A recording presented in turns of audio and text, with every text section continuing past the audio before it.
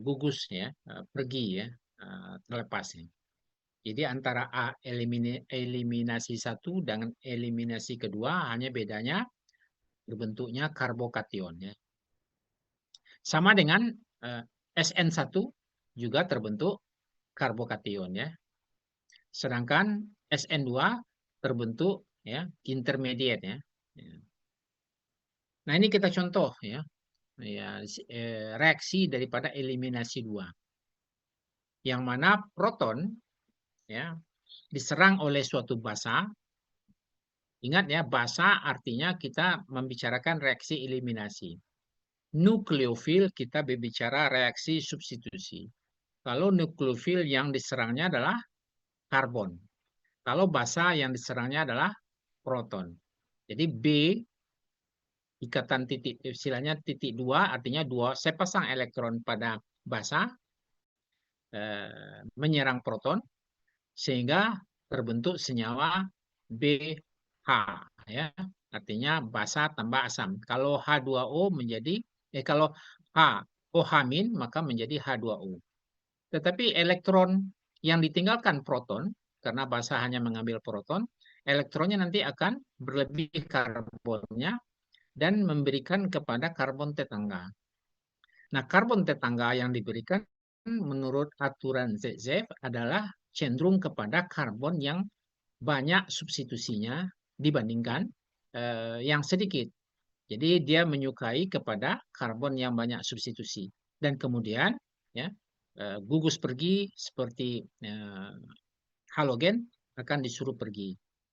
Nah, fase di mana basa berikatan dengan proton dan kemudian ya gugus pergi masih tinggal, maka ini adalah fase transisi. Fase transisi ini merupakan unik ya pada reaksi eliminasi 2 atau pada substitusi bimolekuler. Jadi SN2.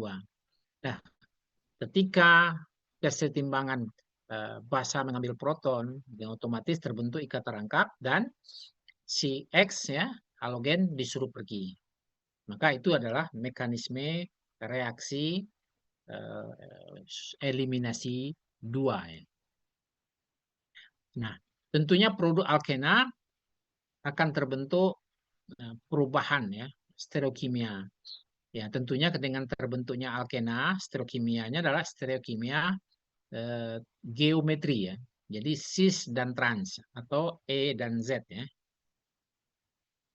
Nah, kinetik reaksi eliminasi 2 adalah satu step karena sangat ditentukan oleh basa dan alkilhadila. Nah, tahap transisi ini tidak tergantung kepada reaktan atau produk. Sehingga kecepatan reaksi tergantung pada konstanta substrat dan dikalikan dengan basa. Sehingga apabila konsentrasi basa meningkat, maka kecepatan reaksi juga meningkat. Nah, bagaimana geometri eliminasi? Jadi geometri eliminasi, ya kita lihat nanti contohnya suatu bromo etana ya, konformasi yang kita lihat nih, konformasi proyeksi Neumann, ya, terlihat bahwasanya Anda lihat garis putus-putus menggambarkan ke belakang layar, garis tebal ke arah depan, garis yang normal itu berasal di papan di layar. Akan terlihat kalau proyeksi Neumann bahwasanya sudut antara H masing-masing yang terikat dengan karbon adalah identik 60 derajat ya. Yang di belakang 3H, yang di depan 2H tambah BR.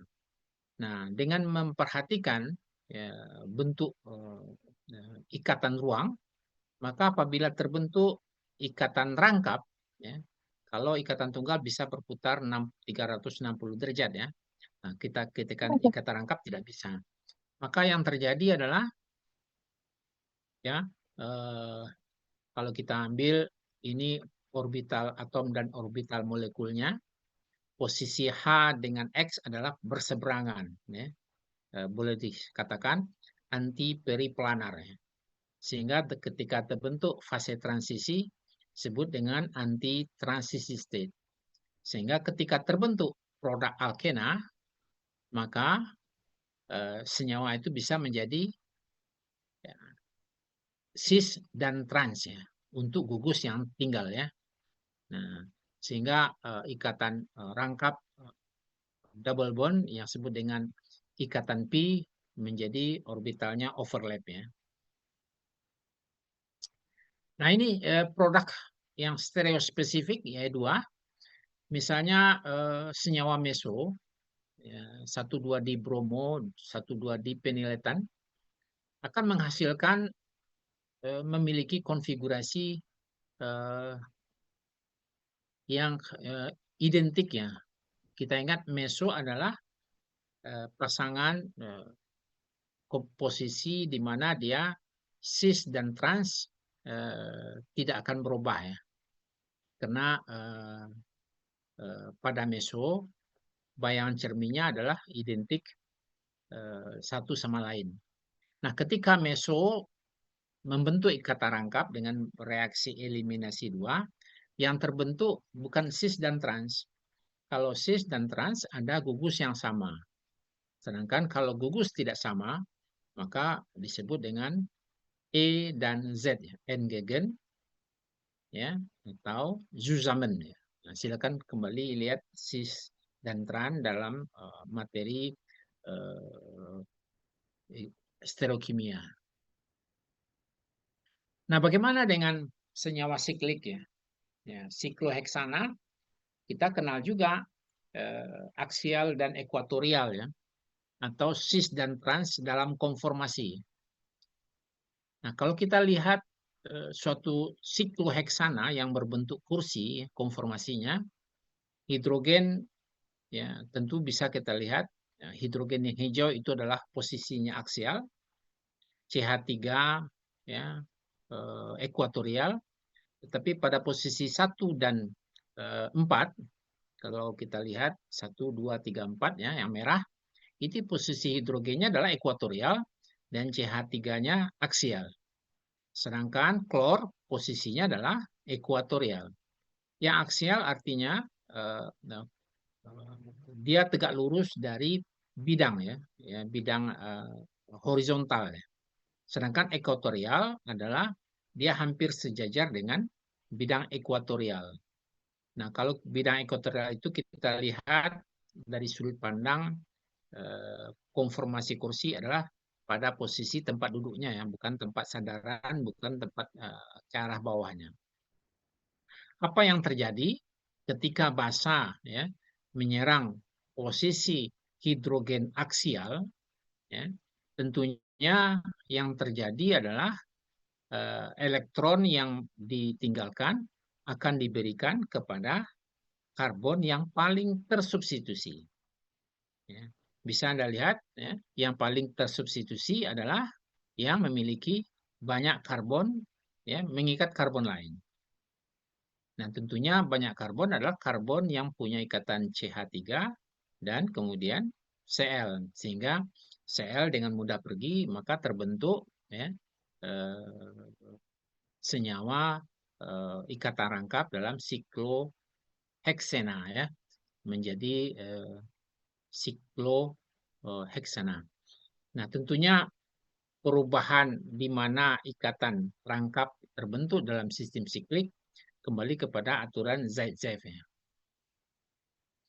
Bagaimana efek dari kinetik, ya, suatu isotop, ya. Nah, kita tahu isotop, misalnya hidrogen 1, kalau deuterium 2, tentunya kita memahami suatu isotop memiliki elektron yang lebih, ya. Sehingga suatu isotop juga mempengaruhi reaksi yang bila mana elektronnya atau proton diambil dan kemudian kepada siapa elektron diserahkan. Nah, kita lihat 1, 2 bromo, 2 peniletan. Ini adalah hidrogen yang hijau. Kemudian ada base sehingga diambil protonnya, elektronnya diberikan kepada CH2 dan terbentuk ya senyawa benzen etilen ya. Tetapi kalau dia protonnya menjadi deuterium, jadi isotop daripada proton, maka yang terjadi adalah uh, reaksinya menjadi lebih lambat. Ya. Sedangkan kalau proton reaksinya cepat. Nah, reaksi lambat itu disebabkan karena proton lebih cepat daripada deuterium, daripada isotop daripada proton. Jadi senyawa isotop yang memiliki kelimpahan elektron memberikan dampak memperlambat reaksi. Nah, kemudian setelah reaksi eliminasi 2, kita lanjutkan pada eliminasi 1. Ya. Eliminasi 1 ini sering disebut akan berkompetisi dengan SN1. Ya. Kenapa demikian? Ya.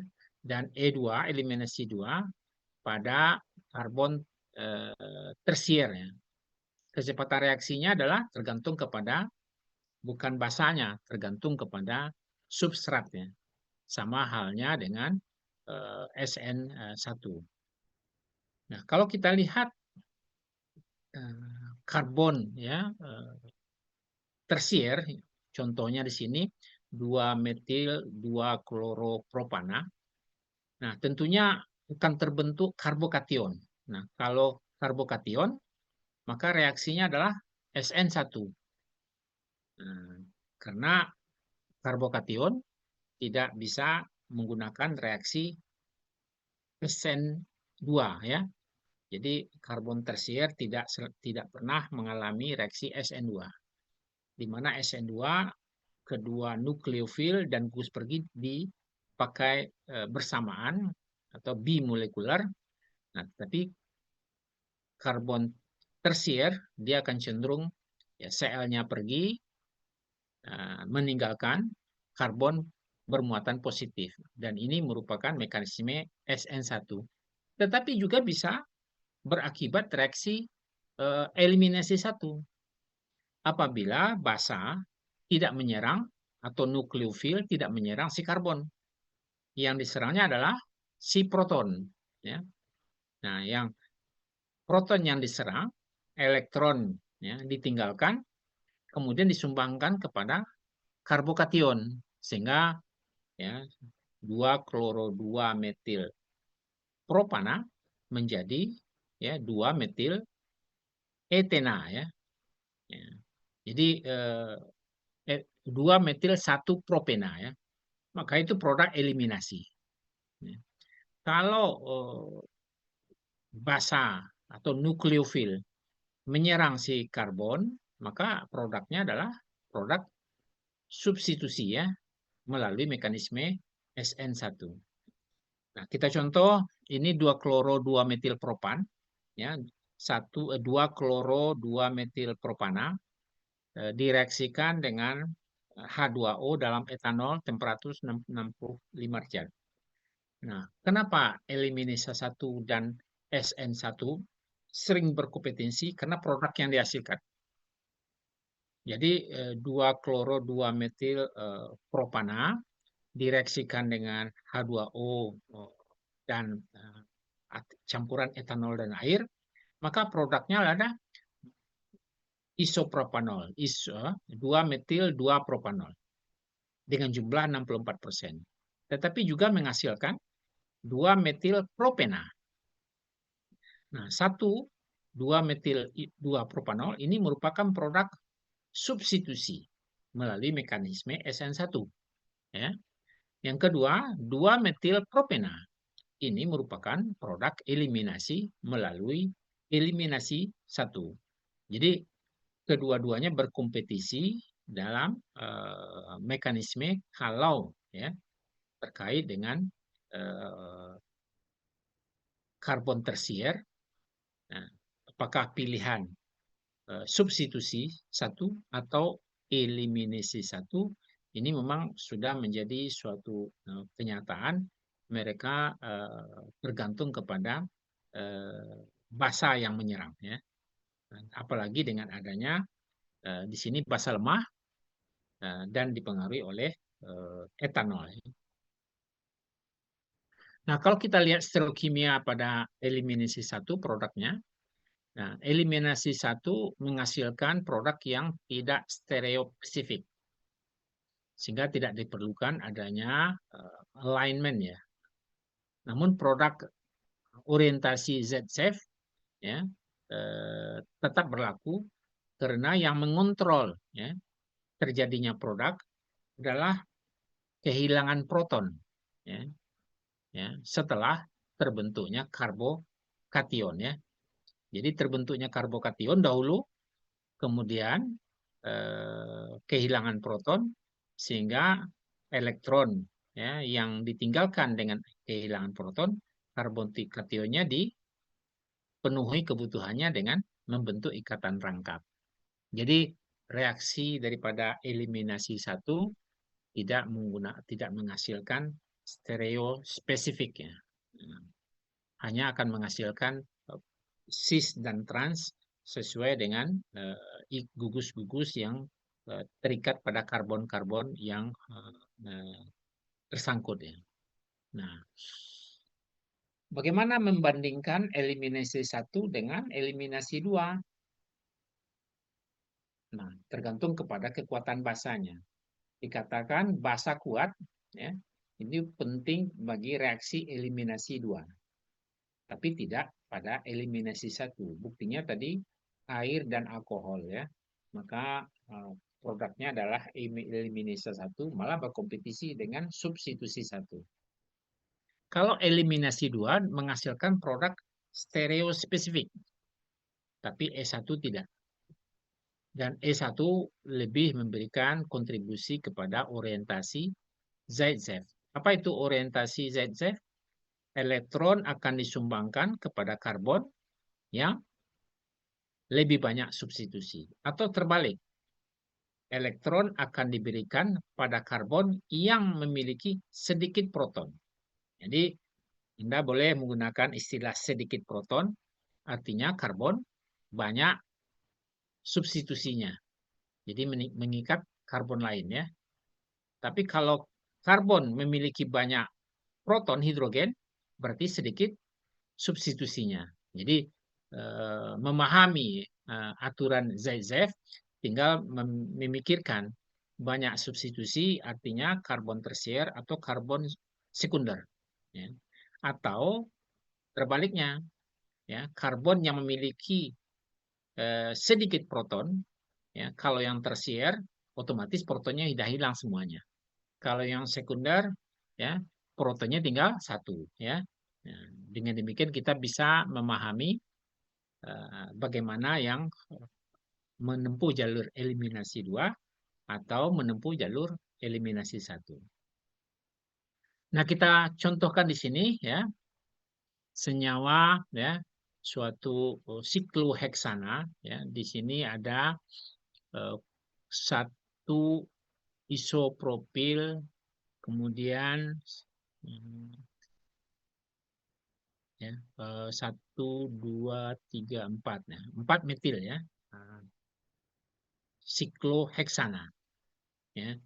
Nah, kalau dia berubah menjadi 2, ya, mentena, ya, yang jumlahnya 100%, artinya proton yang diserang adalah warna hijau, dan kemudian elektronnya diserahkan kepada karbon yang mengikat klor.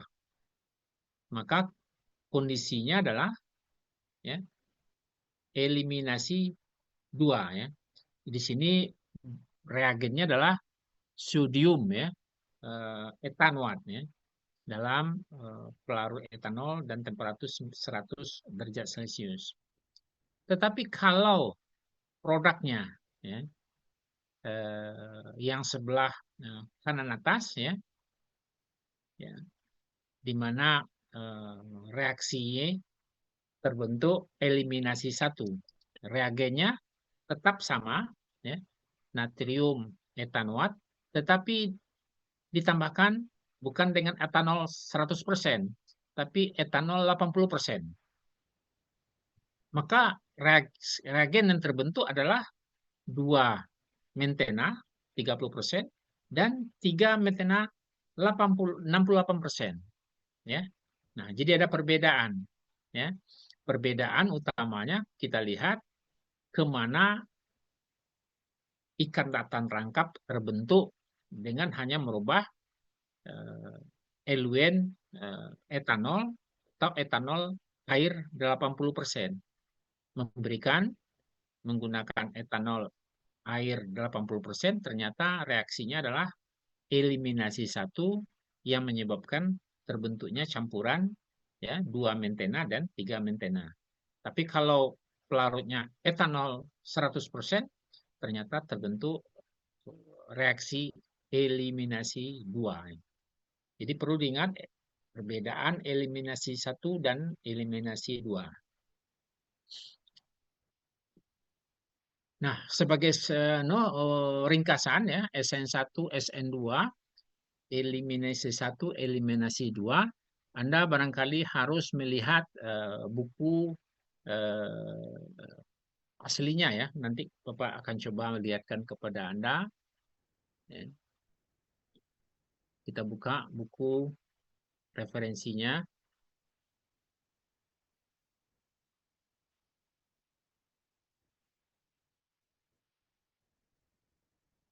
Jadi McMurray edisi 9.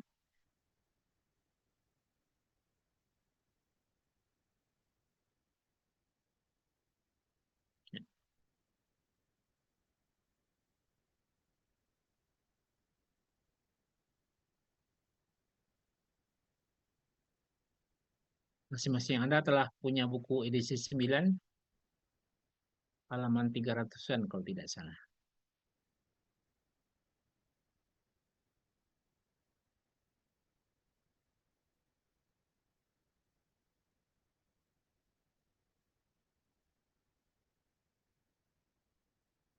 Tiga ratus.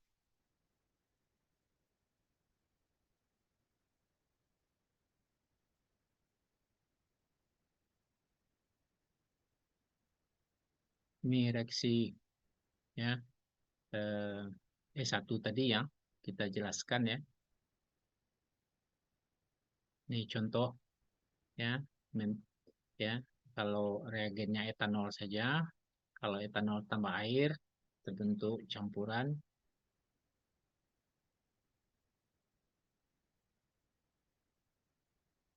Ini soal-soal yang barangkali Anda bisa kupas, ya.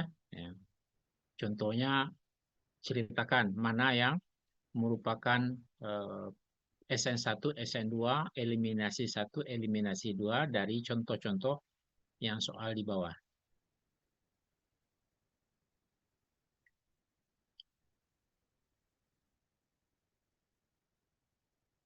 Nah, ini yang mau Bapak jelaskan, ya, ringkasan bahwasanya reaksi, ya, substitusi nukleofilik SN1, ya, umumnya cenderung pada karbon tersier atau senyawa alilik, ya, atau benzil halida, ya. Ya. Kalau reaksi SN2 biasanya kepada karbon primer dan karbon sekunder, dan karbon sekunder itu juga berkompetisi, ya. Ya.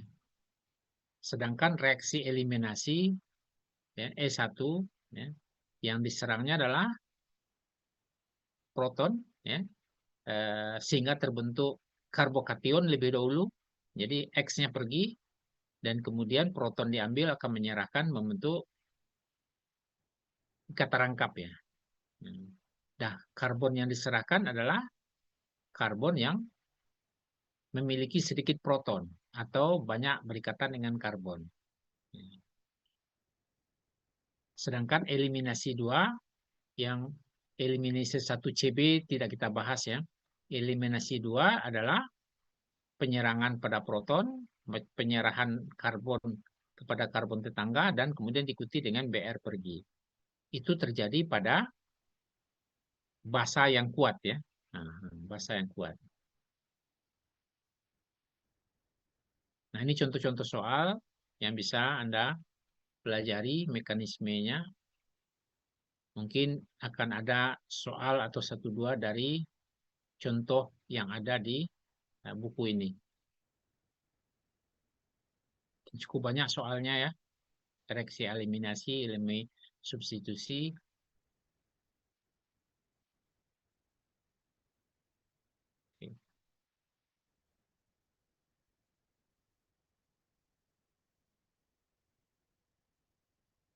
Oke. Jadi kesimpulan kita untuk substitusi dan eliminasi sudah kita akhiri pada pertemuan sore ini.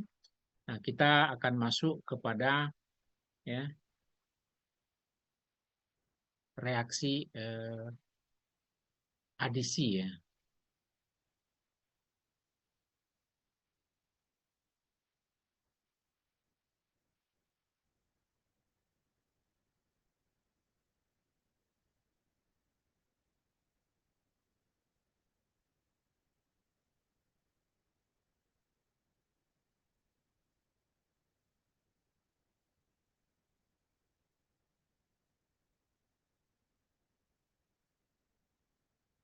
Kita cari reaksi adisi.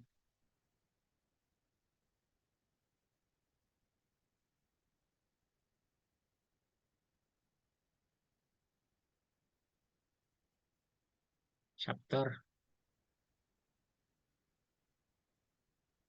8 ya.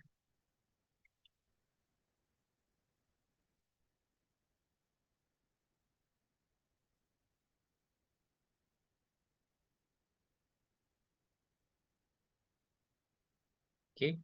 Ya.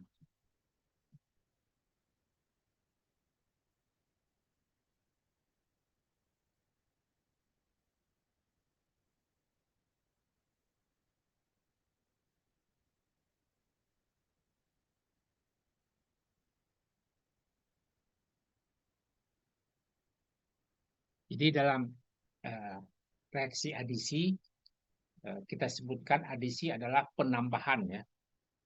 Ditandai dengan hilangnya ikatan rangkap. Nah, ini biasanya dalam sintesis senyawa alkena dan alkuna. Kita langsung saja. Kalau mengenai alkena dan alkuna Anda telah tahu ya pada semester lalu kita hanya mempelajari bagaimana reaksi adisi. Ya.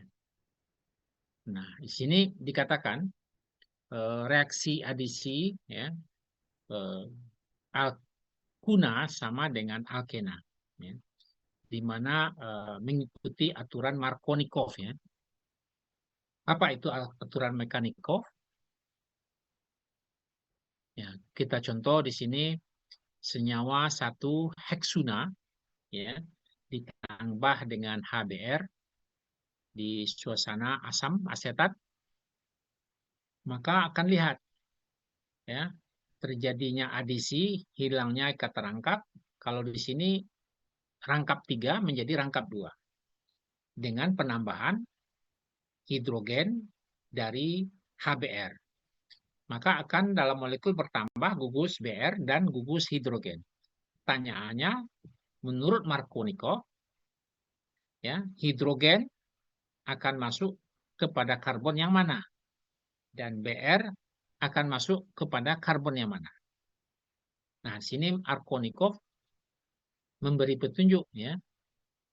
Maka si proton akan masuk kepada karbon yang sedikit proton atau yang banyak proton.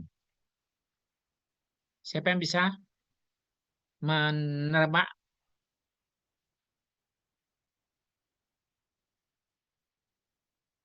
dari contoh yang ada?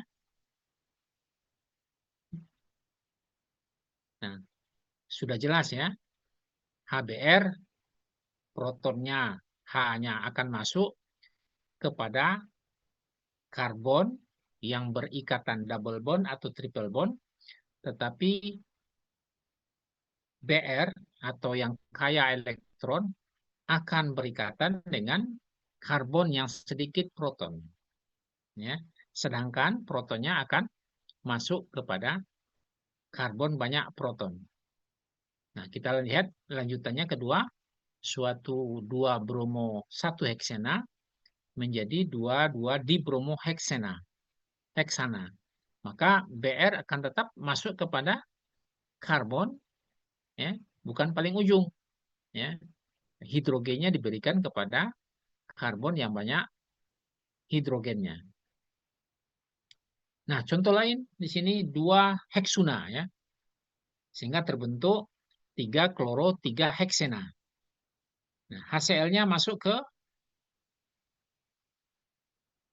yang mana? Karena karbonnya hampir sama, ya. 3 heksuna. Sebelah kiri memiliki CH3 CH2C, sebelah kanan CH2 CH3, ya. Sama identiknya. Tapi ini pengecualian, ya. Karena kiri kanan sama, maka kemanapun klor akan masuk, hasilnya juga tetap sama, ya. Nah, klor akan diberikan kepada karbon yang paling tersubstitusi, ya. Nah, proses reaksi adisi, ya, bisa menghasilkan suatu, ya, senyawa intermediate. Kalau eliminasi terbentuknya alkena, ya. Tapi kalau alkena ditambahkan reaksi menjadi senyawa halogen hidrogen dan halogen akan menghilangkan ikatan rangkap, ya. Alkena menjadi alkuna. Maka produknya adalah trans intermediate. Contohnya 1 butuna ditambah dengan Br2 dalam diklorometan, maka produknya adalah, ya, 1,2 dibromo, ya, 1 butena. Tapi Br-nya tidak masuk pada daerah yang sama. Artinya bentuk cis. Kenapa? Karena Br berdekatan dengan Br tidaklah memungkinkan, maka dia mengambil posisi Br berjauh dengan Br. Ya, posisi yang paling jauh adalah bentuk trans. Nah, demikian karena karbon berikatan dengan 2 Br dan kemudian berikatan dengan hidrogen dan etil, maka konfigurasi trans disebut dengan bentuk N-gegen, ya, E, ya. Ya. Anda tahu cis dan trans apabila ada gugus yang sama. Kalau tidak ada gugus yang sama disebut E dan Z. Nah, ekivalensi cis dan trans sama dengan E dan Z, ya. Jadi Zusamen sama dengan cis, N-gegen sama dengan trans. Ya. Oke. Dan kalau dilanjutkan, dihilangkan ikatan rangkap, ya, ditambahkan reaksi berlebih dengan Br2, maka produknya juga sama 1122 tetrabromo butanate.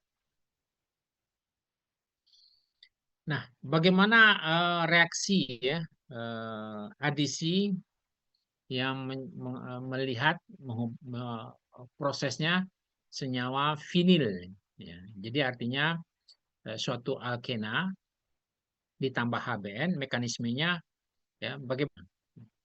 Nah, kita lihat di sini, ya, R, ya, C double bond, artinya karbon yang berikatan double bond alkena berada pada karbon yang mengikat hidrogen saja dan kemudian karbon yang mengikat hidrogen dan R lainnya. Nah, bagaimana mekanisme, ya, kalau kita mengikuti aturan Markovnikov, bahwasanya senyawa ya, elektron yang ada pada ikatan rangkap mempunyai kemampuan menyerang proton. Berbeda ya dengan penyerangan basa pada eliminasi, proton yang diserang oleh gugus yang kaya elektron. Nukleofil, gugus yang kaya menyerang proton. Nah, di sini adalah ikatan rangkap elektron pi yang menyerang proton. Ya. Jadi suatu senyawa alkena, gugus reaktifnya adalah ikatan rangkap yang ada elektron pada elektron pi. Apa yang terjadi? Ya, maka dengan diserangnya proton, maka terbentuk ya, gugus ya, hidrogennya masuk kepada karbon yang banyak hidrogen sehingga menjadi CH3. Nah, elektronnya di mana diambil? Nah, ikatan pi menyerahkan elektron kepada karbon yang banyak hidrogen dan sekaligus mengikat hidrogen dari Br sehingga menjadi CH3. Nah, karena elektron pi yang ada R yang relatif stabil, R makin banyak, makin cenderung dia akan membentuk karbokation, sehingga karbon yang banyak C tetangga diambil elektronnya untuk karbon tetangga dan dianya sendiri menjadi bermuatan positif yang disebut karbokation. Nah, karena Br proton sudah diambil, maka kelebihan elektron menjadi Br min. Maka Br min akan masuk ke karbokation. Maka aturan Markovnikov ya, proton akan diserahkan kepada karbon yang banyak proton, sedangkan ya, elektrofil akan diserahkan ya, elektron banyak elektron gugus yang banyak akan diserahkan kepada proton yang kekurangan elektron. Ya, proton yang kekurangan elektron tentunya karbon yang bisa membentuk karbokation atau karbon yang memiliki karbon tetangga yang banyak. Dengan demikian terbentuk ya proses adisi sesuai dengan aturan Markovnikov. Jadi suatu alkena akan membentuk suatu ya dua alkil bromidanya. Nah, bagaimana dengan alkuna? Ya, sama dengan ya alkena mekanismenya ya. Nah, tentunya produk pertamanya tentu terbentuknya alkuna menjadi alkena. Kalau diteruskan, alkena menjadi alkana. Nah, adisi itu bisa saja masuknya suatu senyawa halogen atau hidrokarbon halogen atau masuknya suatu H2O ya disebut dengan hidrasi atau gugus-gugus lain ya yang prinsipnya akan mengisi dan menghilangkan ikatan rangkap. Nah, di sini misalnya adisi yang disebabkan oleh air. Nah, disebut dengan hidrasi alkuna ya. Kita lihat di sini senyawa ya propuna butena ya, satu butena direaksikan dengan merkuri ya. Nah, mengalami orientasi Markovnikov tapi bisa juga ya hidroborasi yang membentuk proses oksidasi dan merupakan produk non Markovnikov. Jadi kalau produk Markovnikov ya Anda akan bisa dilihat ya pemberian ya ikatan rangkap ya. Nah, merkuri hanya sebagai katalis ya. Nah, air yang masuk ya diserahkan kepada C ya yang sedikit H-nya bukan C ya, yang banyak H-nya karena kalau aturan Markovnikov kan proton diserahkan kepada karbon yang banyak proton. Sedangkan gugus yang kaya elektron diserahkan kepada karbon yang sedikit proton ya, yang banyak substitusi. Nah, kalau anti Markovnikov akan kelihatan prosesnya adalah terbalik ya, sehingga OH diberikan kepada CH ya. Nah, sedangkan dengan adanya hidroborasi maka proses bisa di-inverse ya. Nah, ini contoh daripada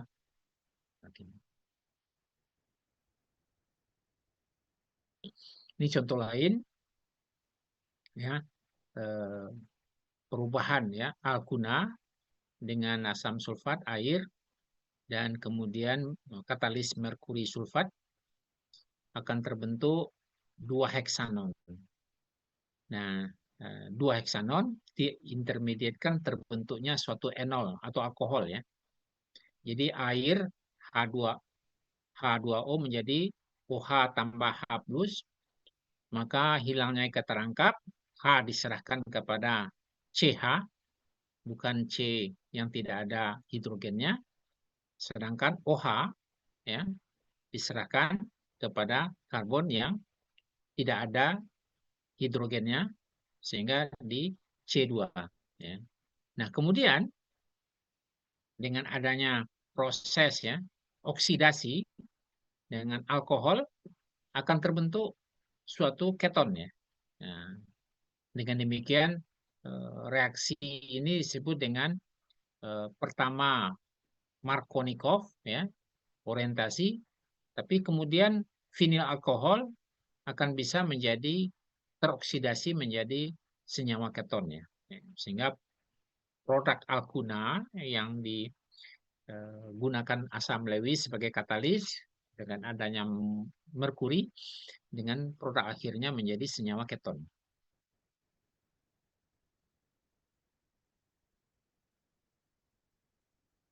Oke. Ini contoh mekanisme merkuri mengkatalisis reaksi hidrasi alkuna ya. Jadi masuknya gugus H2O ke dalam alkuna menjadi produk tadi suatu enol dan kemudian bisa kepada ketonnya. Nah, proses ikatan rangkap ya dalam reaksi antara keton dan alkohol ada juga bisa berubah dari tetangga yang kiri ke kanan, dari kanan ke kiri melalui mekanisme tautomer ya, atau ketoenol tautomerase.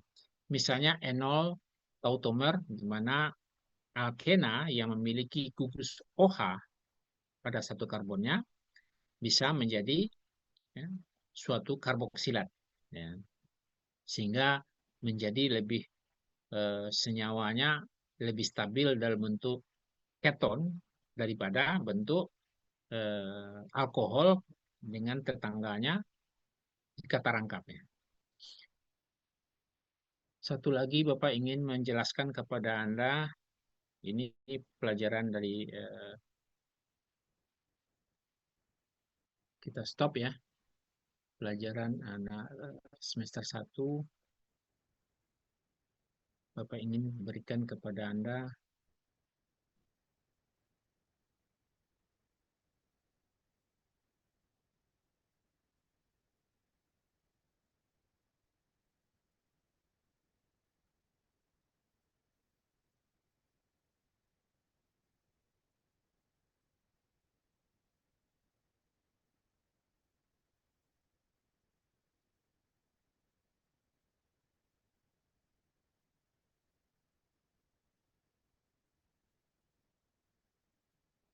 reaksi pada adisi pada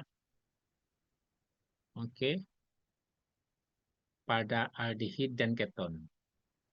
Nah, kalau tadi adisi pada ikatan rangkap alkena dan alkuna. Dan ikatan rangkap tidak hanya pada alkena alkuna. Jadi kata rangkap pada karbon dan oksigen. Jadi itu dimiliki oleh aldehid dan keton ya. Nah, bagaimana reaksi adisi pada aldehid dan keton? Nah, dikatakan gugus karbonil ini merupakan representasi suatu kelompok senyawa aldehid dan kelompok senyawa keton. Nah, senyawa ini banyak di dalam mekanisme biosintesis, misalnya aldosa dan fruktosa. Aldosa adalah suatu gula ya dari glukosa, dan fruktosa ya, aldosa ya, kalau fruktosa adalah suatu keton ya. Tentunya akan berbeda ya.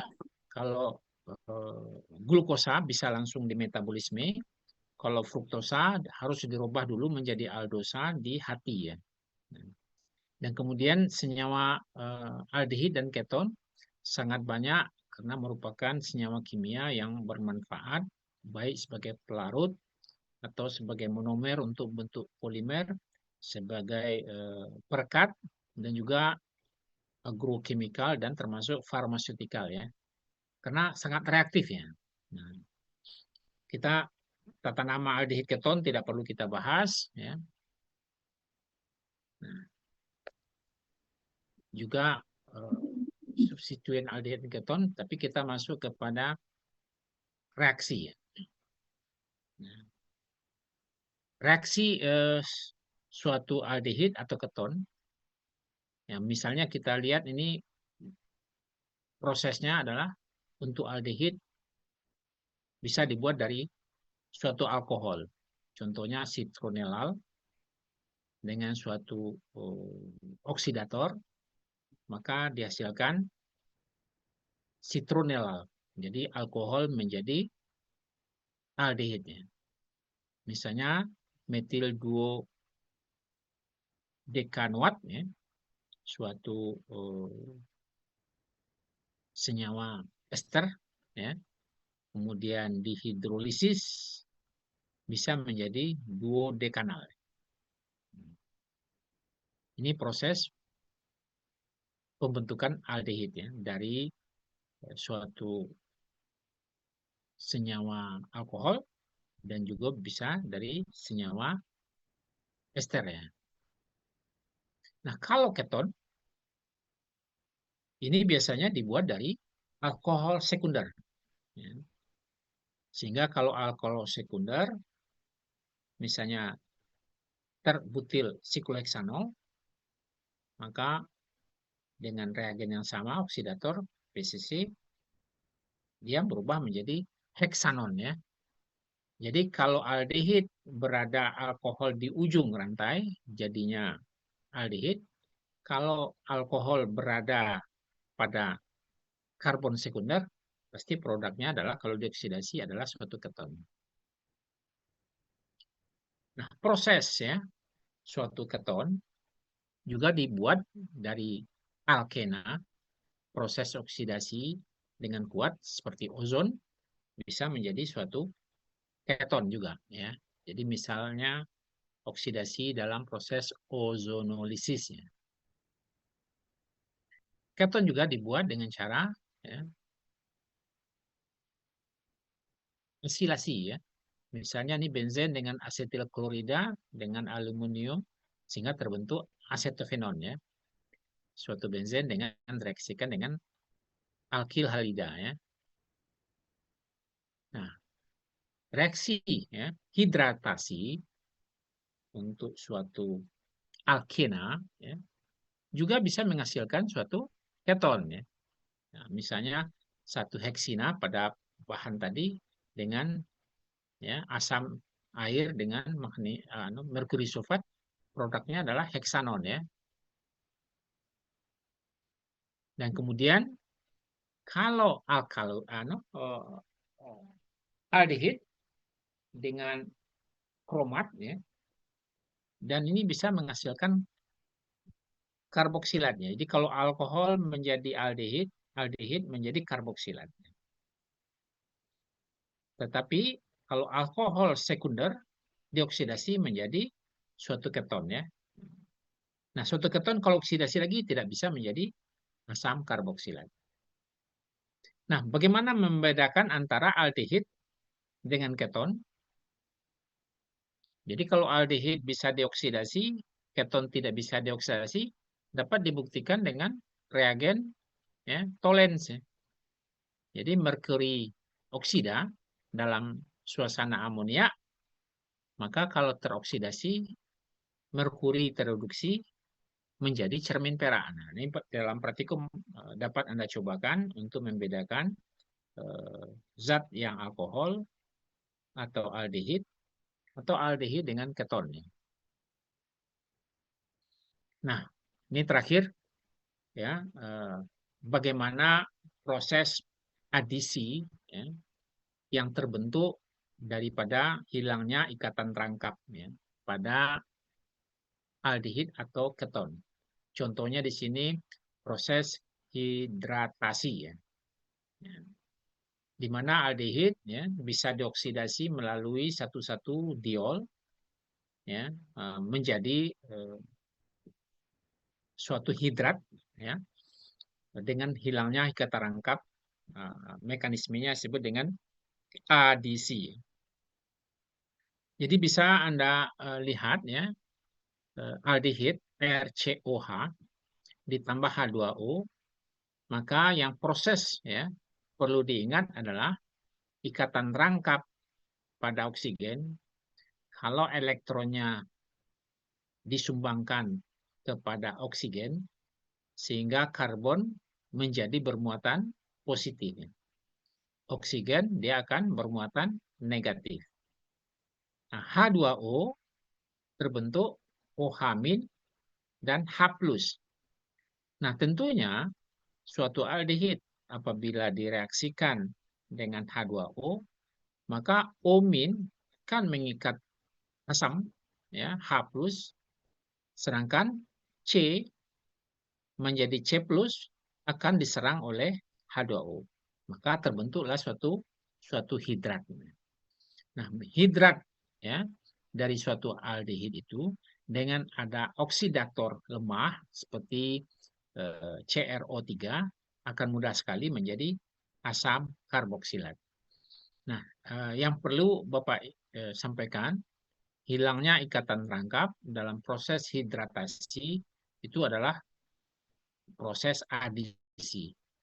Dan kalau dilanjutkan ya suatu hidratasi dengan oksidator lain, tentu saja terjadi proses terbentuknya kembali ikatan rangkap ya, dan itu adalah mekanisme oksidasi ya, menjadi ya aldehid menjadi karboksilat. Tapi proses sebelum menjadi karboksilat ada proses hidratasi yang merupakan mekanisme adisi. Oke, kira-kira cukup sampai di sana, Nanda. Ya.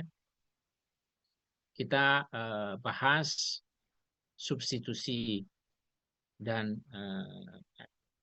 eliminasi, dan kemudian kita kupas sedikit mengenai adisi, penghilangan ikat rangkap baik suatu alkena alkuna, dan kemudian hidratasi pada proses baik alkena, kalau hidratasi alkena menjadi alkohol, kalau hidratasi senyawa aldehid ya menjadi suatu senyawa yang kita sebut hidrat ya, karena masuknya gugus H2O dalam struktur, tetapi senyawa hidrat ini akan berubah menjadi teroksidasi kalau memiliki katalis menjadi karboksilat.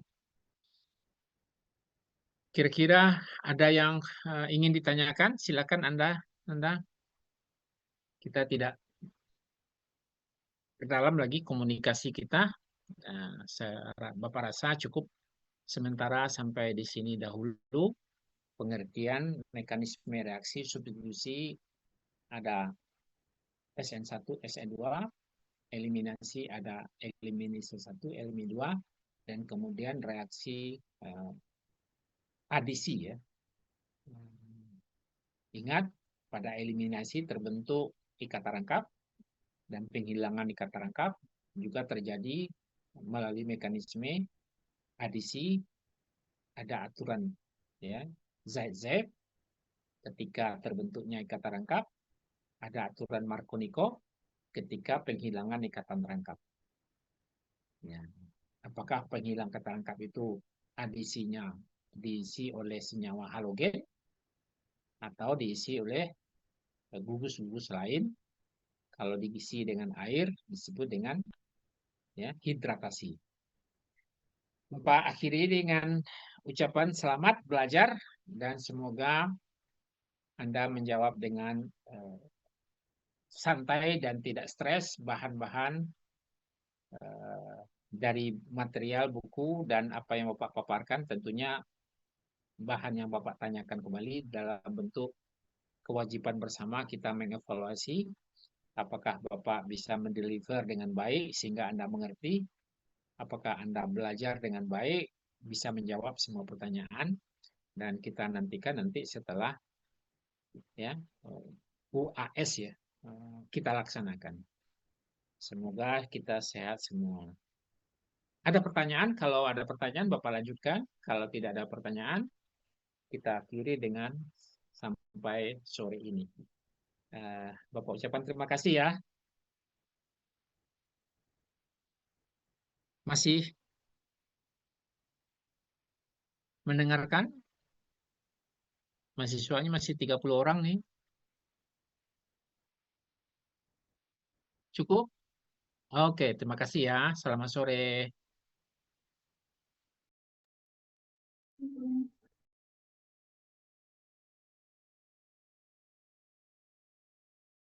Recording stopped.